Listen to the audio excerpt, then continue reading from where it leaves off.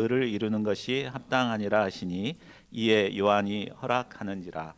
기도하겠습니다. 고마우신 하나님, 참 불의한 이 시대에 저희들을 택하시고 하나님의 자녀 삼아 주신 것을 감사합니다. 하나님의 백성된 우리가 참 불의한 이 시대에 무엇을 해야 할지요. 참 하나님께서 오늘 말씀을 통해서 하나님께서 우리에게 원하시는 의가 무엇인가 깊이 깨닫고 영접하는 귀한 시간 될 수 있도록 은혜를 허락해 주시기를 기도합니다. 감사하고 모든 말씀을 우리 주 예수 그리스도의 이름으로 기도하였습니다. 아멘. 우리나라 사람이라면 내로남불이라는 말을 잘 아실 것입니다. 우리 외국인들은 좀 이해하기가 어려울 텐데요. 내가 하면 로맨스, 남이 하면 불륜, 이 앞자를 따서 내로남불이라고 합니다. 이 짧은 말 속에 인간의 죄악된 본성이 잘 드러나 있습니다. 나쁜 행동이라도 우리 편이 하면 용납이 되지만 다른 편이 하면 무섭게 분노합니다. 입으로는 공정을 말하지만 자신은 예외라고 생각합니다. 정의를 부르짖지만 자기 잘못에 대해서는 너무나 관대합니다. 자, 이런 죄악된 본성을 가진 인간이 어떻게 하나님께서 기뻐하시는 의를 이룰 수 있을까요? 오늘 말씀에서 우리는 구약의 선지자 대표라 할 수 있는 세례 요한과 또 우리를 구원하기 위해 오신 예수 그리스도께서 어떻게 하나님이 기뻐하시는 의를 이루셨는가를 배우게 됩니다. 우리는 이 말씀을 통해 죄악된 시대에 우리가 어떻게 하나님이 기뻐하시는 의를 이룰 수 있는가를 배울 수 있습니다. 본문 말씀을 통해 이를 배우고 하나님이 기뻐하시는 의인들로 살아갈 수 있기를 기도합니다. 파트 1, 회개의 복음을 전파한 세례 요한 1절에서 6절입니다. 자, 1, 2절을 보십시오. 예수님께서 30년의 사생애를 마치고 공생애를 시작할 즈음에 먼저 세례 요한이 등장합니다. 왕의 행차에 앞서 미리 준비하는 자가 가서 길을 닦습니다. 대통령이 외국을 순방할 때 보면 뭐 준비 없이 그냥 가는 것 같지만 실상 참모들이 가서 이렇게 대통령이 서로 이렇게 협의할 것이 무엇인가를 긴밀하게 해서 길을 닦아 놓은 다음에 가게 됩니다. 이와 마찬가지로 세례 요한은 메시아가 오시기 전에 길을 닦는 선구자로서의 사명을 감당했습니다. 그는 황량한 유대 광야에서 외쳤습니다. 회개하라, 천국이 가까이 왔느니라. 요한은 먼저 회개하라고 외쳤습니다. 자, 회개하라는 이 말은 듣기에도 부담스럽고 거부감이 일어나는 말입니다. 저도 회개하라는 말 듣기 싫기 때문에 전하기가 참 꺼려지는 메시지입니다.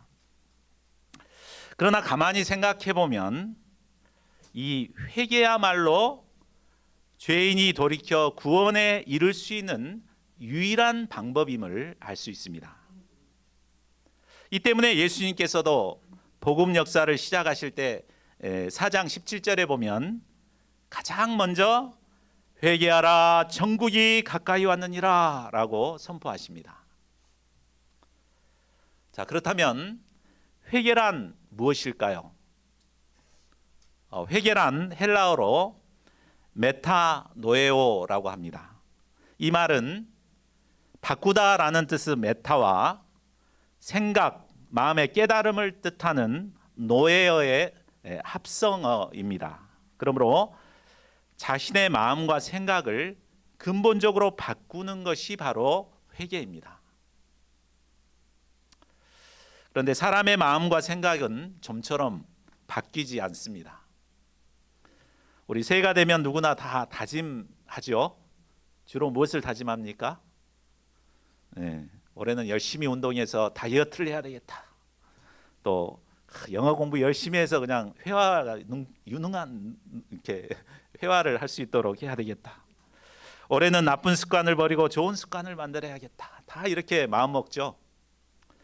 그러나 그게 어디 쉽던가요? 예.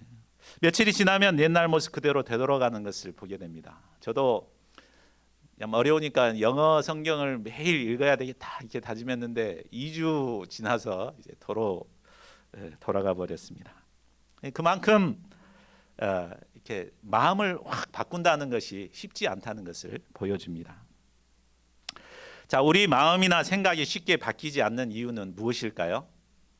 그것은 절박함이 없기 때문입니다.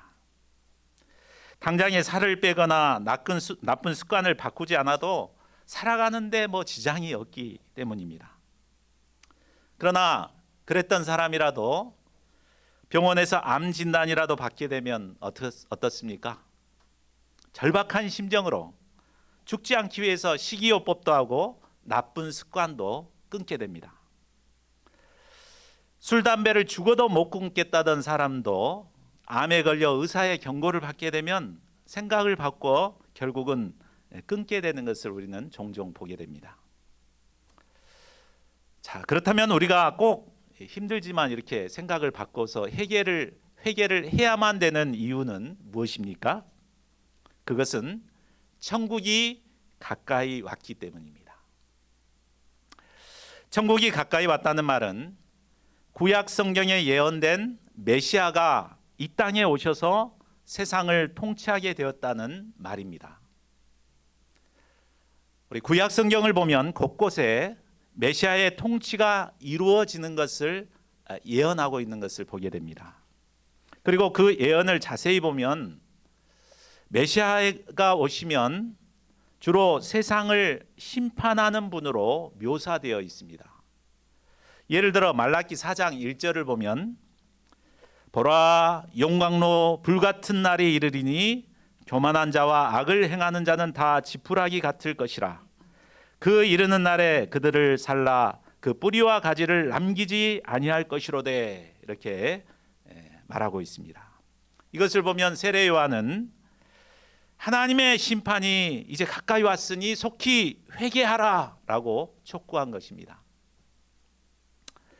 그러나 실상 이 말씀은 심판의 메시지가 아니라 은혜의 메시지입니다. 인간의 가장 큰 비극은 죄로 말미암아 하나님의 나라를 잃어버린 데 있습니다.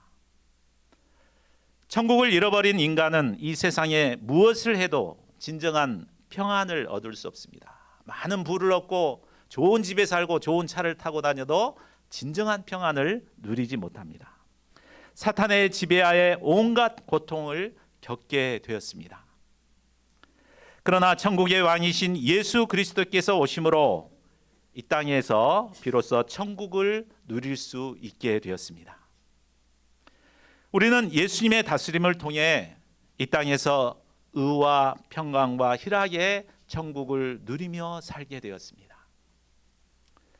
그런데 이 천국을 소유하고 누리기 위해서는 반드시 회개해야 합니다. 죄의 본성대로 살았던 우리의 생각과 마음을 바꾸어야 합니다. 예수님을 나의 왕으로 영접하고 예수님의 다스림을 받는 자들이 되어야 합니다. 세례 요한은 이 시간 우리에게도 선포합니다.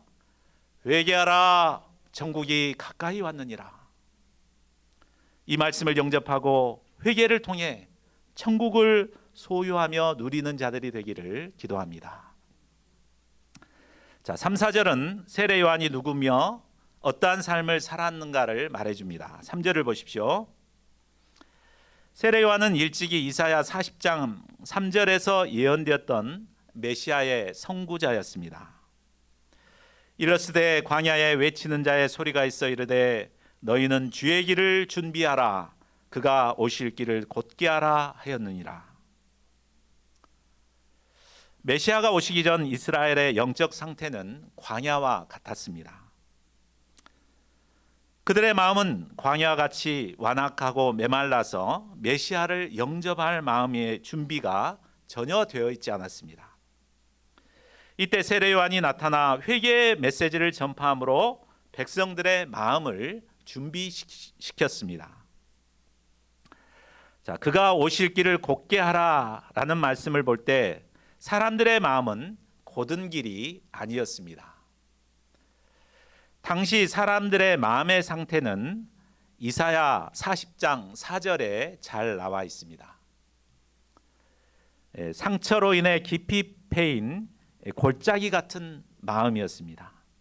또 높은 산과 언덕과 같은 교만한 마음이었습니다. 고르지 않고 험한 삐뚤어진 마음이었습니다. 바로 우리가 도와야 할 양들의 마음 상태도 바로 이와 같습니다. 이런 마음을 곧게 한다는 것은 쉬운 일이 아닙니다. 교만한 마음은 하나님의 말씀으로 분명하게 책망해서 회개하도록 도와야 합니다. 상처로 깊이 패인 마음은 하나님의 아가페 사랑으로 메꾸어 주어야 합니다. 고르지 않고 험한 마음은 참고 인내하며 온유함으로 도와야 합니다. 이를 통해 양들의 마음이 곧게 될 때 이제 비로소 예수님께서 그들의 마음에 임하게 될 것입니다. 세례 요한은 이 사명을 광야에서 외치는 자의 소리로 감당을 했습니다. 왜 요한을 소리로 표현했을까요? 소리란 메시지를 전하는 도구에 불과합니다. 소리는 메시지를 전달하고 나면 곧 사라져 없어집니다. 세례 요한은 소리처럼 자신을 드러내지 않고 이름도 없이 빛도 없이 묵묵히 선구자로서의 사명을 감당했습니다. 4절을 보십시오. 이 요한은 낙타 털옷을 입고 허리에 가죽띠를 띠고 음식은 메뚜기와 석청을 먹었습니다. 오늘날 낙타 털옷은 고급 옷입니다.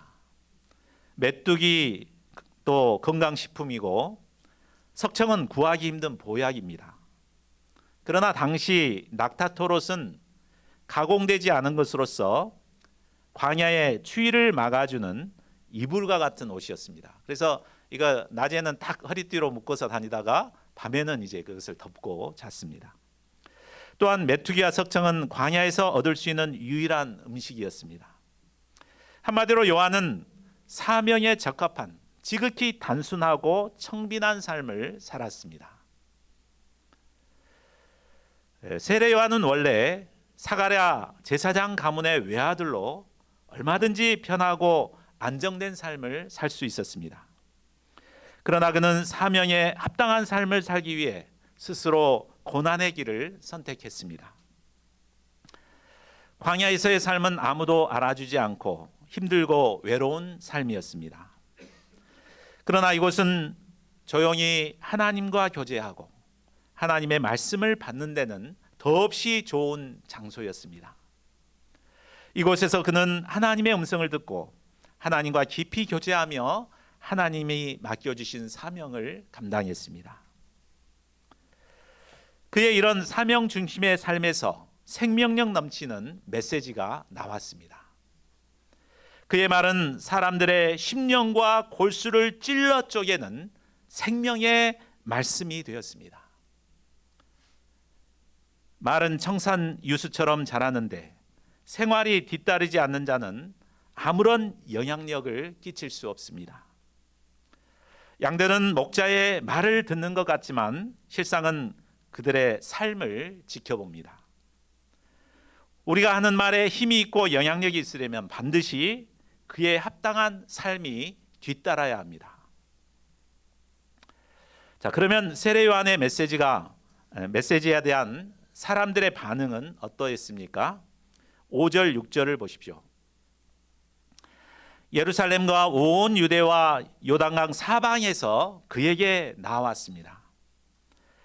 그리고 자기들의 죄를 자복하고 애통히 회개하고 요단강에서 그에게 세례를 받았습니다. 놀라운 회개의 역사가 전국적으로 일어난 것입니다.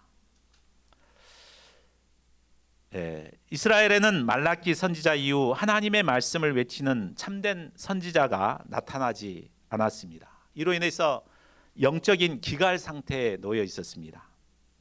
이때 세례 요한이 나타나 하나님의 말씀을 전파하자 사방에서 그에게로 몰려든 것입니다. 이를 볼 때 백성들은 경제적인 문제나 정치적인 문제로 고통하고 있는 것이 아니었습니다. 바로 그들의 내면 깊은 곳에서는 하나님의 말씀을 듣지 못해 갈급한 상태에 있었습니다. 오늘날 젊은 이들도 마찬가지입니다. 우리가 볼 때는 안정된 직장이나 찾고 화려하고 편안함을 추구하는 것처럼 보입니다. 그러나 깊은 내면에 들어가 보면 참된 진리를 사모하고 하나님의 말씀을 사모하고 있습니다. 제가 지난번에 말했듯이 미국에서는 지금 큰 교회, 화려한 교회에서 젊은이들이 떠나서 오히려 정말 훈련이 강한 작은 교회로 몰리고 있다고 합니다. 이것을 보면 젊은이들 마음 깊은 곳에는 정말 진리를 사모하는 이런 마음이 있는 것을 알 수 있습니다. 우리는 세례 요한처럼 이런 그들에게 하나님의 말씀으로 회개하도록 도와야겠습니다. 그래야 할 때 사방에서 나와 자기들의 죄를 자복하고 회개하는 역사가 있게 될 것입니다.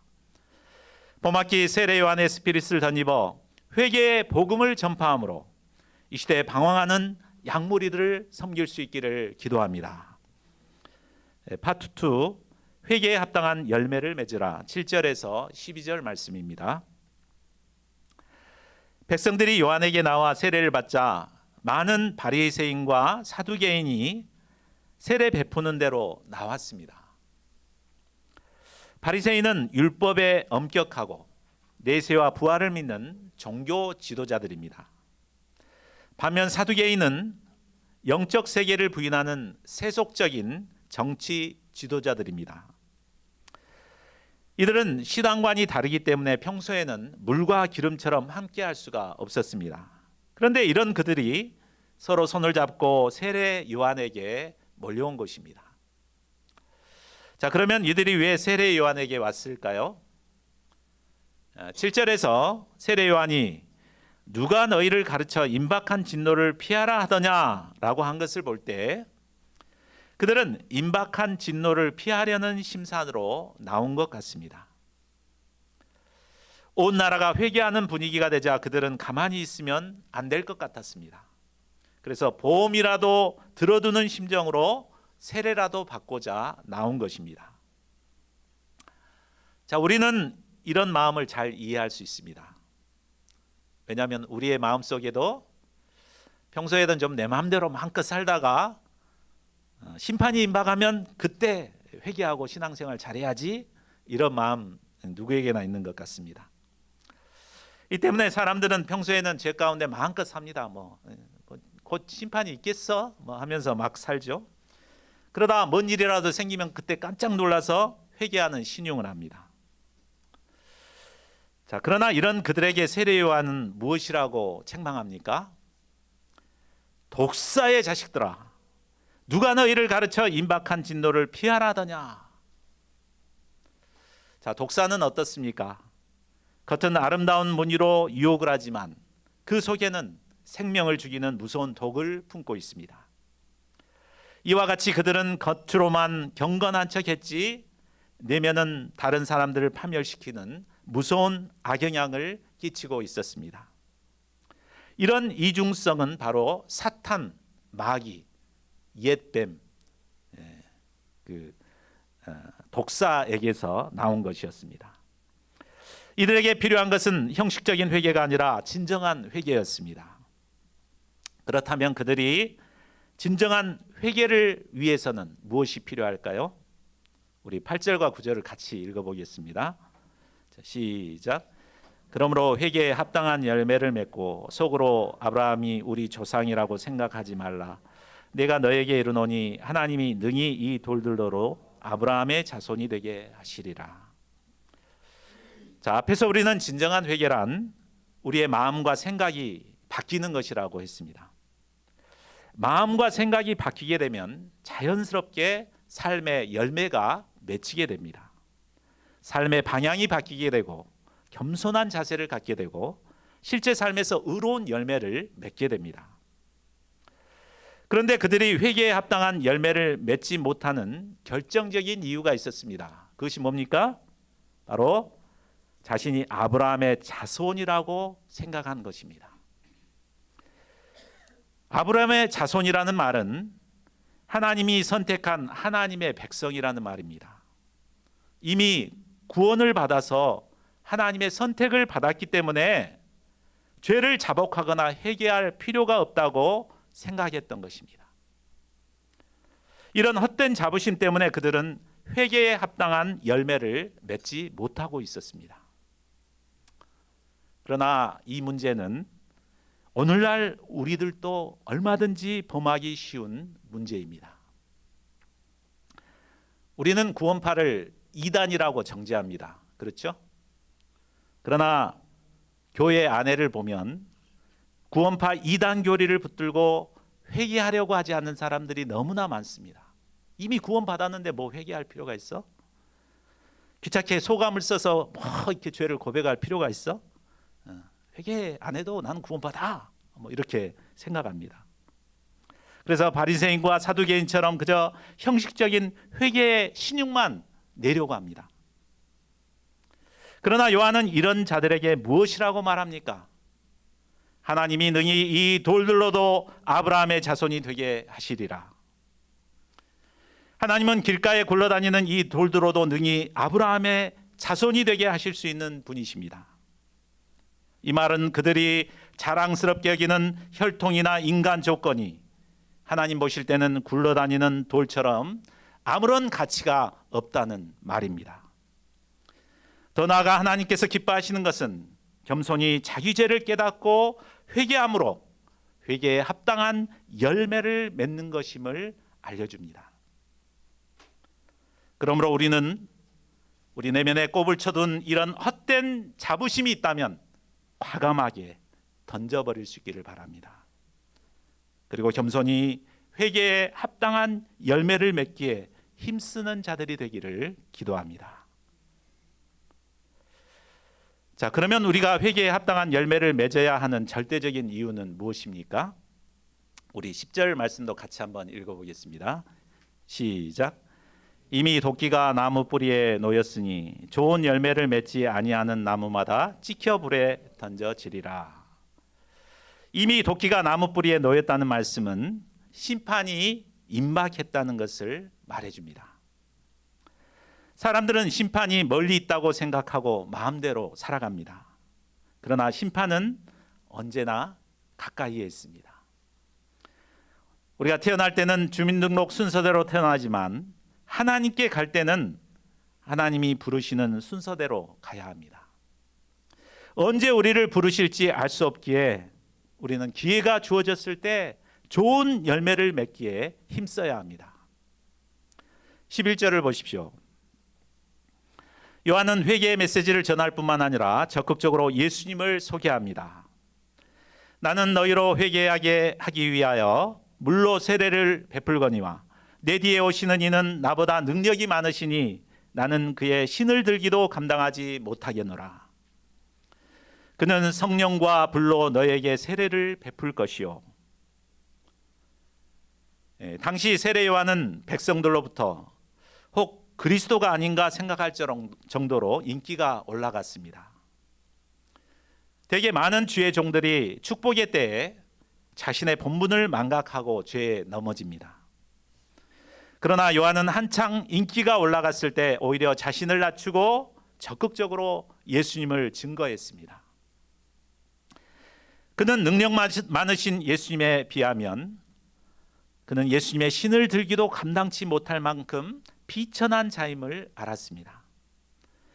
그는 자신은 백성들을 회개시키기 위해 물세례를 주지만 예수님은 성령의 불로 인간의 죄를 정결케 함으로 거듭난 새 사람이 되게 하시는 분이심을 증거합니다.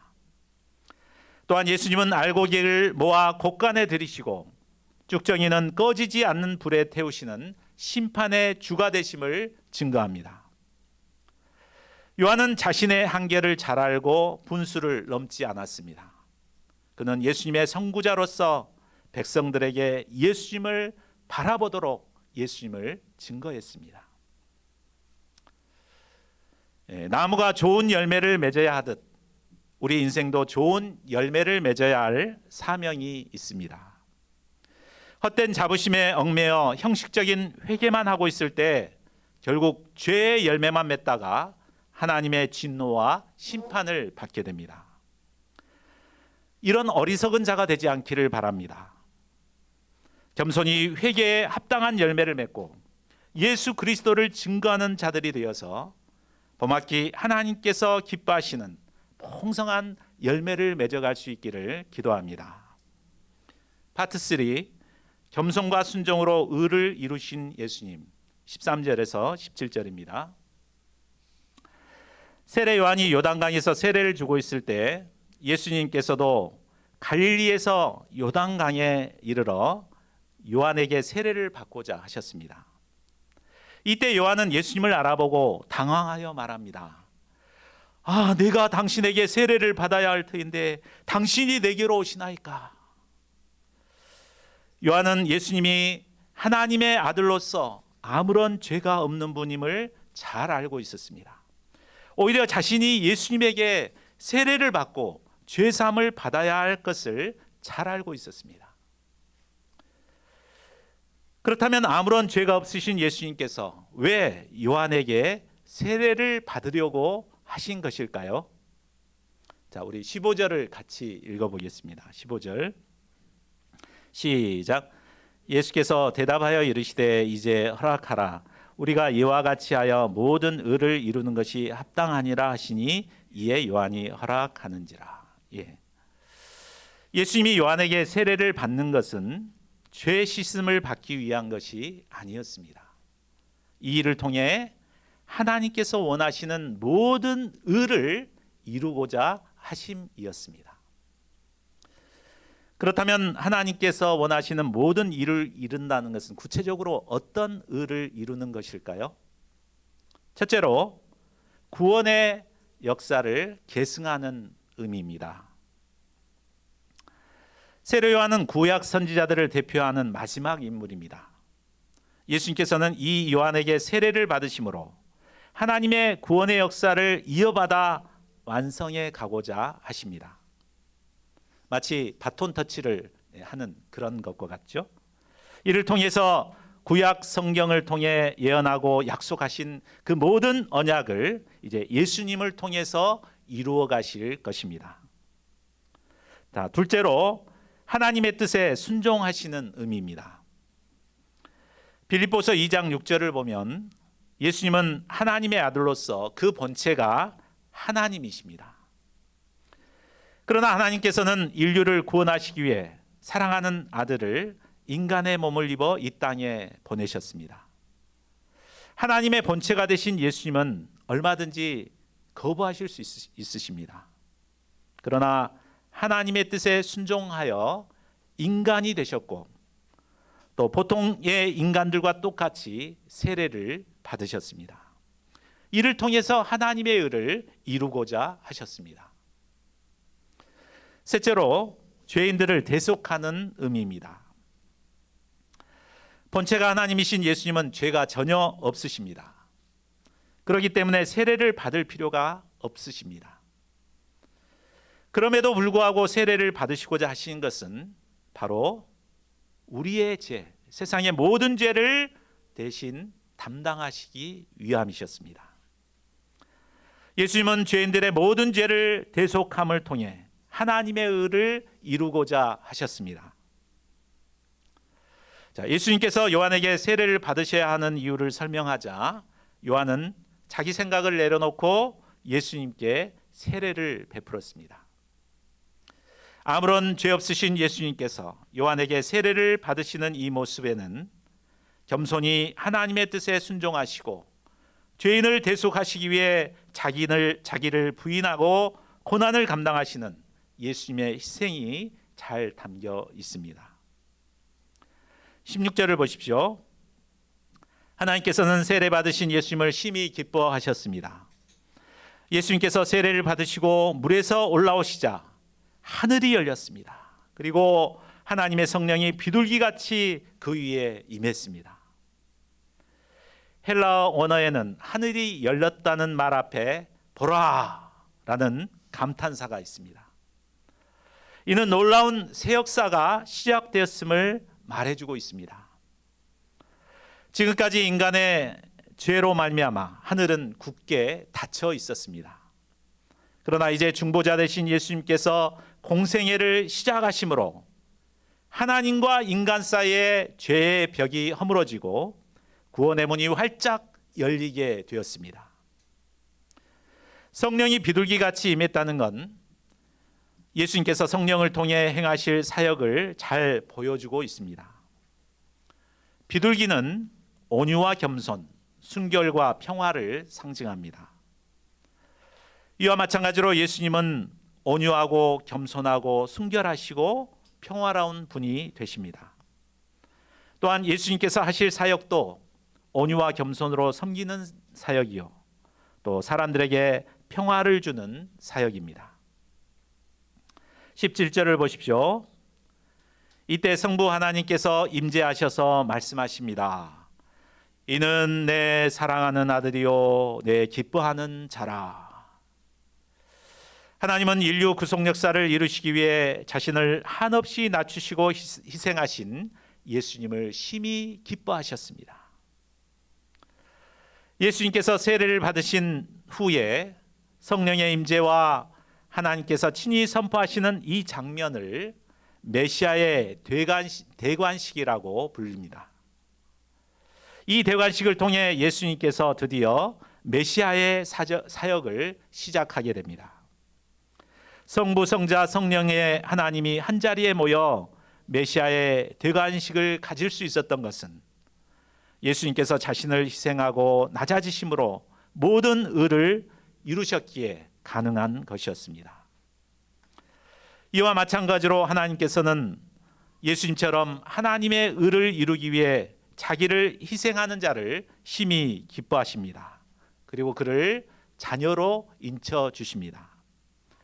저희 모두가 봄학기 겸손과 희생으로 하나님의 의를 이루어갈 수 있기를 기도합니다. 말씀을 맺겠습니다. 이 상을 통해 우리는 구약의 대표인 세례 요한과 하나님께서 약속하신 예수 그리스도께서 어떻게 하나님의 의를 이루셨는가를 배울 수 있었습니다. 예수님께서는 겸손히 낮아져 죄인을 대신해서 세례를 받으심으로 하나님의 의를 이루셨습니다. 세례 요한은 회개의 복음을 전파하고 회개에 합당한 열매를 맺도록 도움으로 하나님의 의를 이루었습니다. 또한 예수 그리스도를 증거함으로 하나님의 의를 이루었습니다. 자, 연약한 우리가 어떻게 하나님의 의를 이룰 수 있습니까? 먼저는 죄를 회개하고 회개에 합당한 열매를 맺어야겠습니다. 예수님의 성부자 세례 요한을 본받아 주님의 길을 예배하는 자들이 되어야겠습니다. 무엇보다 예수 그리스도를 본받아 겸손과 희생으로 우리에게 맡겨주신 영혼들을 섬기는 자들이 되어야겠습니다.